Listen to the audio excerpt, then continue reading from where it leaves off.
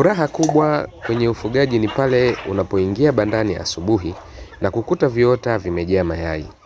Lakini najua wafugaji wengi mnapitia maumivu makubwa sana. Unanunua chakula kila siku. Kuku wamefikisha umri sahihi wa kutaga, lakini hawatagi. Au walikuwa wanataga vizuri, kisha wakasitisha utagaji ghafla. Leo nakwenda kukupa siri ya kisayansi. Kwa nini kuku wako hawatagi, na jinsi ya kutumia tiba na lishe asili kuboresha mlo wao ili warudi kwenye mstari haraka iwezekanavyo ndani ya hatua 2 tu.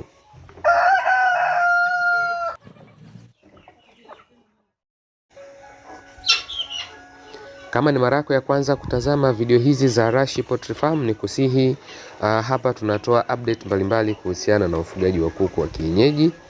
Na kama ni mfugaji wa kuku wa kienyeji, ni kusihi ubonyeze button iliyoandikwa subscribe, ubonyeze like na kushare na wafugaji wengine ili usipitwe na tips mbalimbali zinazohusu ufugaji wa kuku wa kienyeji. Hatua ya kwanza. Hatua hii tutajifunza sababu 3 za kisayansi kwa nini kuku wako hawatagi. Wafugaji wengi wanadhani kuku kutaga ni swala la bahati au mkono wa mtu.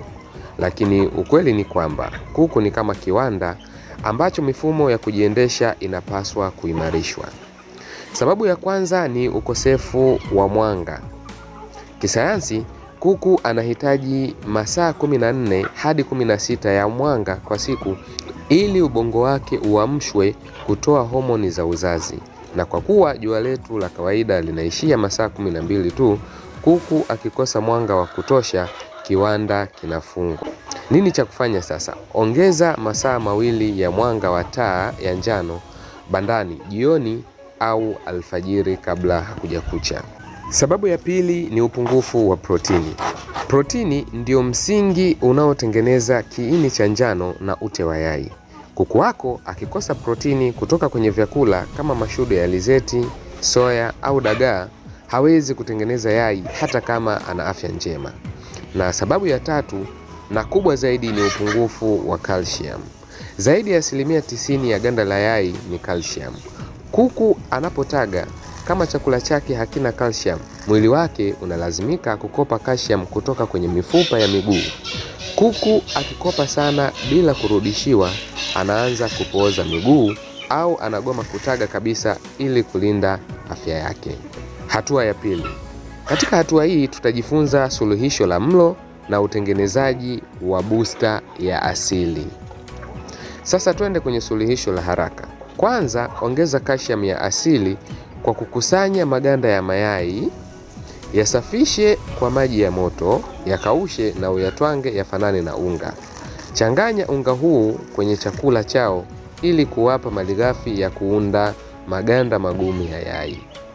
Pili, watengenezee super egg booster ya asili. Chukua majani ya mpera 10 hadi 15, kipande cha tangawizi ukubwa sawa na dole gumba, na punje 5 hadi 6 za kitunguu saumu. Twanga mchanganyiko huu kwa pamoja. Mpera una vitamini C inayoondoa stresi ya hali ya hewa na kusafisha utumbo. Tangawizi inapanua mishipa ya damu na kusukuma virutubisho moja kwa moja kwenye mfumo wa uzazi. Na kitunguu saumu kina allicin inayoua bakteria na kusafisha mafuta mabaya yanayoziba njia ya mayai. Changanya mchanganyiko huu kwenye lita 5 za maji safi, kisha uchuje vizuri. Hii inakuwa ni dozi maalum ya asili inayokwenda kuamsha viwanda vya mayai na kulinda mfumo wa hewa na uzazi mwilini mwa kuku wako. Ratiba ya kuwapa mchanganyiko huu na matokeo yake. Wape kuku wako mchanganyiko huu wa maji kwa siku 3 hadi 5 mfululizo kila baada ya wiki 2.